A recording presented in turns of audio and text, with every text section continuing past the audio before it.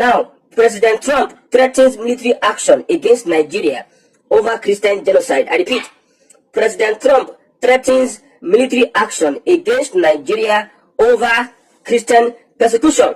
Also, surprisingly, Northern Nigeria is pleading for unity between Southerners and Northerners because of the threats of the United States. Northern Nigeria, Islamic North, is pleading for unity. Let us unite and fight against the US. Because as it stands, it seems that the United States, they are hell-bent on invading Nigeria. Like I told you, if the United States wants to push their propaganda, it is difficult for a Nigerian government, an African government to stop them. Look at the tweet of President Trump. You will know that these people have ulterior motives using the Christian genocide to enter Nigeria. Now, there's nothing like one Nigeria, but only a united Nigeria. My message to the northern part of this country: there is nothing like one Nigeria, only a united Nigeria. So if northern Nigeria wants unity, they should address the issues that is going on in the north. Like I said, insecurity is local. The President Bola Ahmed Tinubu cannot stop insecurity in northern Nigeria without the cooperation of northern leaders.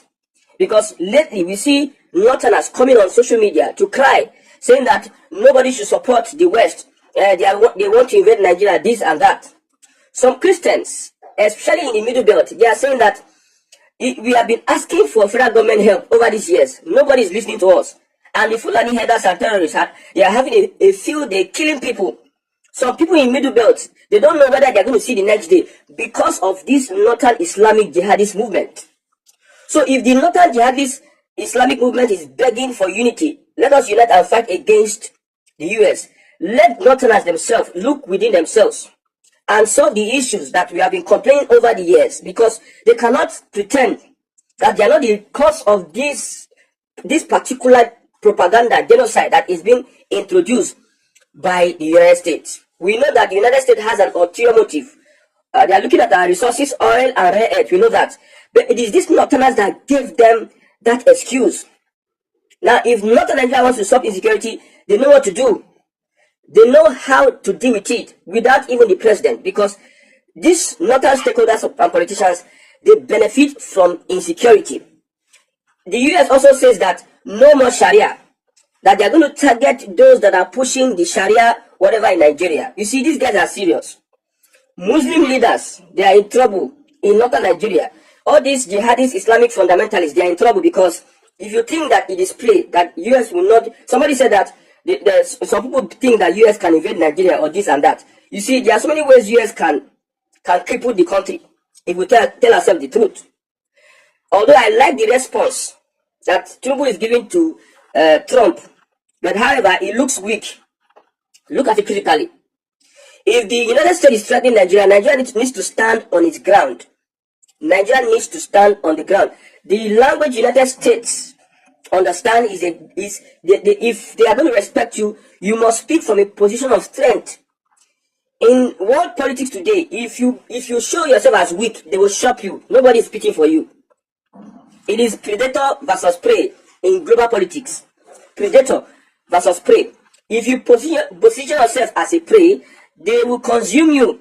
Now, the president cannot tell us that they don't know the perpetrators of insecurity in northern Nigeria. They don't know the names of the sponsors. They don't know people that are sponsoring Boko Haram and all of you. But because of whatever reasons, I don't know why they're not having the political will to bring these people to book. That is why we're having all these issues. I've said it countless number of times. If they want to destabilize the propaganda of the West, they need to solve these issues. But the US know that these jihadist fundamentalists, these Fulani bandits, they will not want to stop their insecurity, because that is their life ambition of Islamizing Nigeria. It is their life. Look at it very well. They will never attempt to stop insecurity. I tell you. A certain senator said that we don't want Sharia in northern Nigeria. You knew what the Fulani was saying. Sharia has come to stay. Sharia has come to stay. If you like, go and hug Transformer. That means they are hell-bent on holding this thing that is bringing in insecurity in northern part of the country. I don't know where to stand now, whether to stand on the side of let US come and solve the issue, or let the Nigerian government look inward, because over the years, there have been so many complaints. Some bishops had to leave the shores of the country, go to the US US and start complaining about the killings, especially the water killings that hundreds of people were slaughtered in a day. Bishops, they didn't go to the Nigerian government because they knew that the Nigerian government could not protect them. For almost 20 years, they are being killed back to back, and we have a government. So, don't you think that it is wise for them to go and look for an external, somebody that is more powerful that can help them solve the situation? Because the lives of these Middle Belters, they are at stake. You are living in Middle Belt. Your people are being systematically erased from the surface of the earth. Systematically. Every year there's always killings, and people are living in the community systematically. Even though it takes the Fulani 20 years to do so, they will do so. There's a Sultan of Sokoto just seated there. The government is there. Most times people complain that the Nigerian army cooperate with these guys. The Nigerian army will go and disarm people. The Christian population that won't defend themselves. This has been happening concurrently, repeatedly. If you are the one, would you seek for international help, foreign help, since the government of the day cannot deal with the situation? Okay, let's say we come together and unite together and say, okay, US, there's no Christian genocide. Would that stop the killings from this Fulani? The president cannot even contain the Fulani menace in northern Nigeria. So, what hope does the people of Middle Belt, most especially, what hope do they have in a government that cannot protect them? It is about survival. If it takes the US to come in and deal with the situation, I'm talking from the point of view of the people that are affected, because some of us in the south here, we may not be affected by this crisis, and we think it's a normal thing. Some people hate Nigeria. You want to say it is going to be worse if US invade Nigeria. Put yourself in the situation of those people that have been sent out of their villages, that their livelihood have been cut short, their families. Somebody lost his whole family, 20 people in a day, because of the menace of these Fulani bandits that has been persisting from one government to another. If you're in that position, won't you seek for any possible help? You are helpless in the hands of the government. You are defenseless in the hands of the government. Anytime you try to defend yourself, the military will come in and they will take your ammunition from you. The same people that have been perpetrating the crime, have been killing and decimating homes and villages, will now be brought in to the Nigerian army. So if you are the person, how would you feel? So it is mixed reactions at this moment. Now the church is not there to help. The traditional institutions, they are not there to help. We don't see their impact. In such situations like this, the only thing they can do is to pray. And all this while, we have been banking on prayers without requisite action. The Bible says, faith without work is dead. So if you have faith and there's no work attached to that faith, your prayer is dead. So what would be the contribution of the church? Because it is now Christian genocide. It is about Christian church. Christian genocide. Now, the church leaders we have, what are they doing with this case? What are they doing? They have been helpless. They have not been able to protect their people, whether spiritually or physically, in whichever way. Although persecution is part of the Christian faith, for people that understand that. But looking at this situation, we have not been able to represent the people. Some of us are in southern Nigeria, and things are happening in northern Nigeria. We think it's just okay, because we are okay. We are in Asia, and we are okay with what's going on. Nobody is concerned about his brother, his Christian brother, in northern Nigeria. So what is the usefulness of our churches, our Christian institutions, our Islamic institutions, and our traditional institutions in terms of protecting the people? They have no say. Even the government is helpless. So these northerners are telling us to let us unite. Now you know you unite. When they killed Deborah, you never knew you unite. When you are pushing your blasphemy laws, you are operating two different laws in a secular country. We are bragging up and down that if you like call me a terrorist or whatever it is, because you people killed Deborah because of your laws that are anti, that people cannot exist in your space. That is why you see these people are looking for excuse, use Christian genocide as excuse to enter into Nigeria. If only you people can look inward and solve your problems. And number two, there's another narrative to this. The Middle Belt, they are going to have their own political freedom with all this that's happening. You see, the Middle Belt has been under siege from the Fulani. They have conquered the core north. They are driving towards the Middle Belt. And how do they do so? Is by killings. So we will look at how the US is going to do the whole matter, because, like I speak, the government of the day is incapacitated against these guys. These guys have foreign backing, whether it is the West or the Arab nations.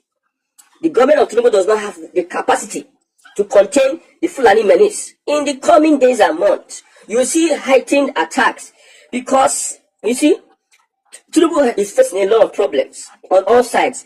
He's having issues with the Fulani, he's having issues with the West. Which one will he face? They are bent on making sure, like I told you, the Fulani will never stop at what they are doing. Don't think the Fulani has any. If you remove half of their population from Nigeria, if you unalive half of their population, they will still move on with that agenda. That is the problem. We have been preaching restructuring over the years. People don't understand what we are saying. It seems maybe this particular situation that is happening, you understand why we are talking about restructuring Nigeria from the Fulani and the West. We cannot pursue growth on our own without the West interfering in our matter. We cannot decide to be independent on our own without the West telling us that they will sanction us, they will do this, they will do that. You see what Trump said. It's like people didn't know what Trump said.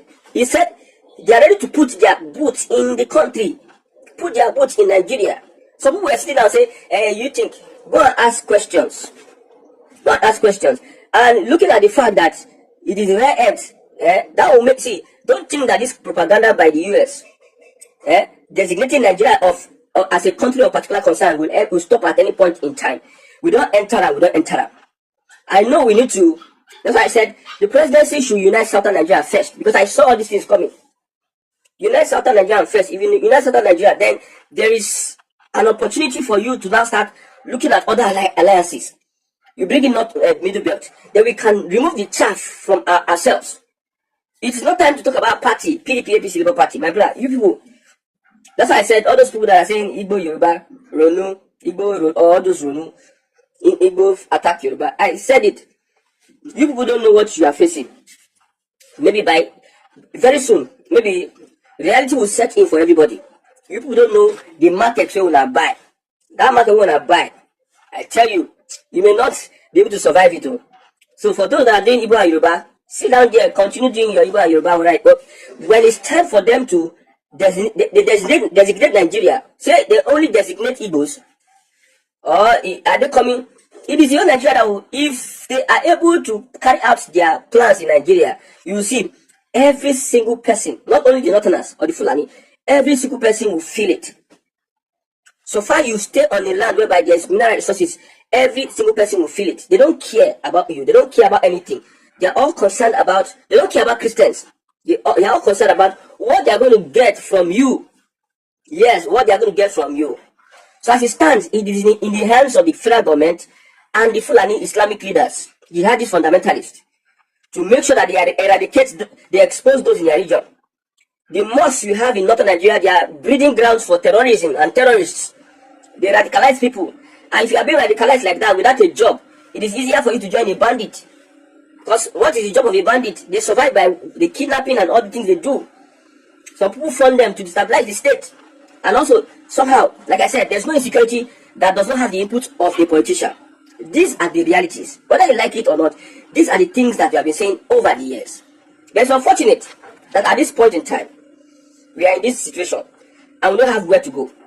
The government is like confused. The people are confused.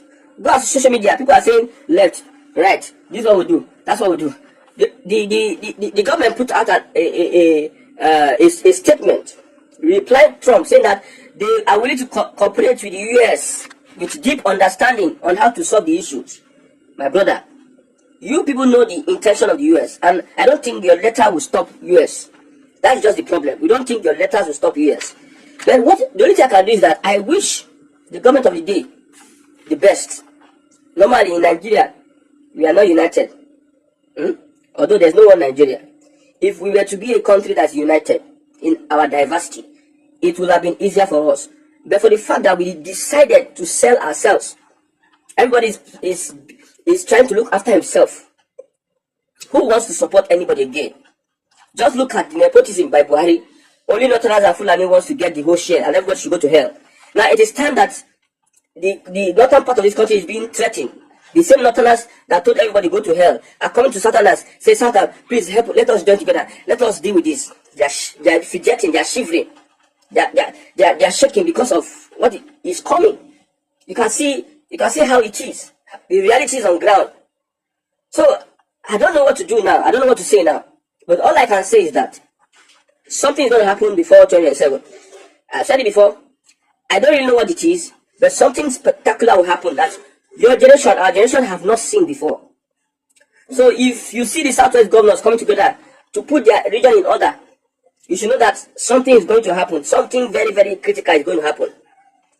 If you see Southwest doing a lot of restructuring, putting things in place, Southwest governors went to a meeting and they were singing a national anthem, the state and Yoruba national anthem, in a sovereign country, like some people say. You can see if you cannot read the room, my brother, you go lost. That's why most Nigerians, they don't know what is going on. They don't know where they are at the moment.